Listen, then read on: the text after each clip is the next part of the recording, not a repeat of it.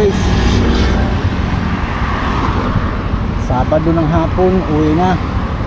Bukas may pasok. Papasok tayo mga katot. Tagal no? Tagal maubos ng sasakyan. Awa, dito na ako dadaan. Shortcut.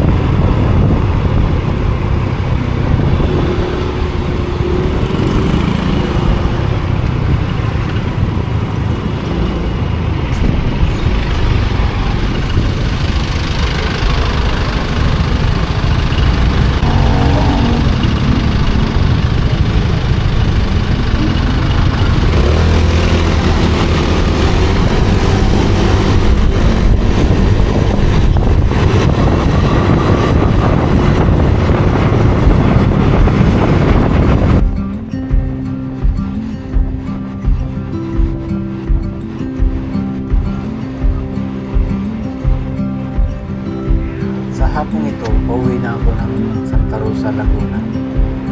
Lagi kong dinadaan ang Hermosa Mall o Ayala Mall dito sa Cavite, sa Imus.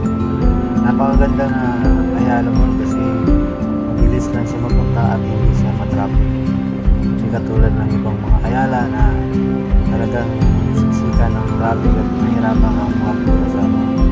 Dito guys ay mabilis lang talaga ang biyahe, lalo na pag nakamagbaw na.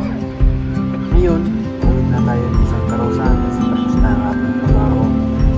Siyempre, harap sa pakiramdam guys, habang dami ng motor. Napatigil nga pala ako sa supply. Traffic sa katulog sa supply. Makaganda ng area dito kasi makikita mo yung kaliwang bagyo. Ang ganda ng view guys. Yan. Kanan ko rin lang sila.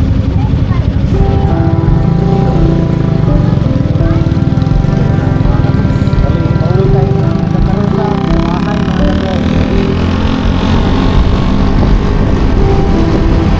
As usual, dito talaga tayo dumadaan. Pero malapit lang ang Santa Rosa. Sa hindi nakakaalam, sikretong daan na paano malapit ang Cavite to Santa Rosa, Laguna, ang Imus, Cavite. So guys, pagmasdan nyo itong kalsada na ito, ito yung tinatawag na Daang Reyna. Daang Reyna ang tawag nito guys.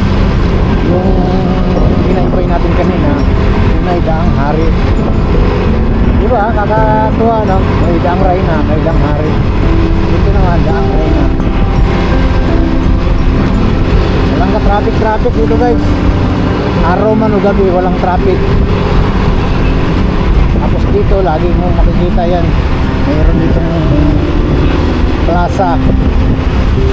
Dito mo dyan, marami naglalaro dito ng soccer. Kasi mga ibang lahi, napansin ko yung mga black. Ayun, ang dami nila, mga black. Naglalaro sila lagi dito. Lalo na pag ganito, weekend.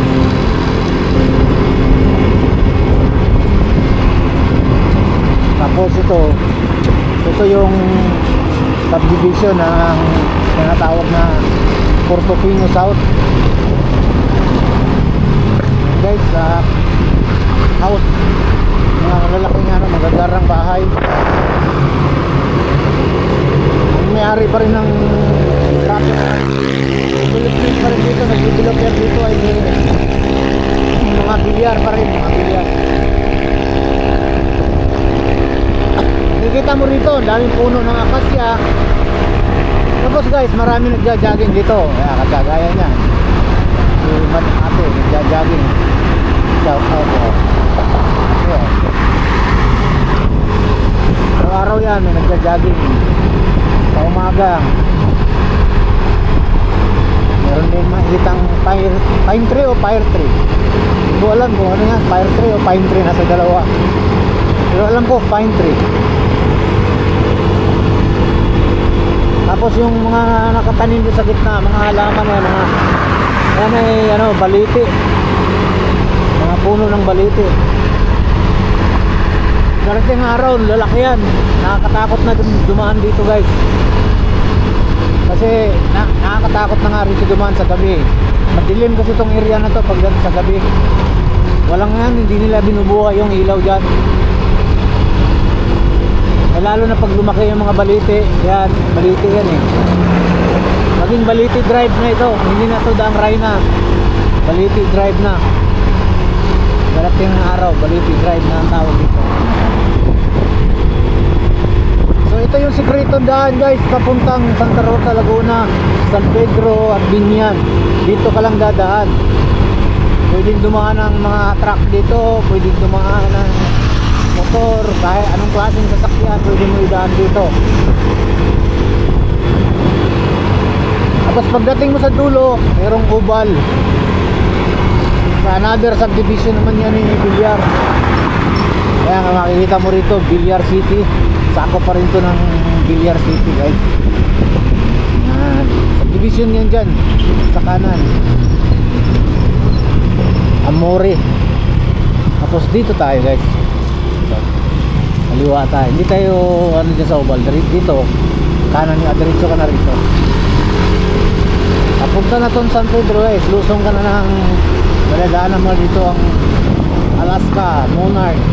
Labas mo doon sa may manok ng San Pedro, yun, saka sa may Sugo. So alam nyo na, guys, ang sikretong daan papunta sa puso nyo dito lang sa Daang Rayna via Daang Hari. Kung galing ka ng Imus, Cavite, basta Cavite area at pabalik ka ng Laguna, dito ang daan. Okay, happy Saturday. Uwi na ako sa amin. Thank you, Lord. Thanks God and thank you, Lord Jesus Christ, sa ayos ng hapon, maghapon na trabaho sa protection. Bye mga kaibigan.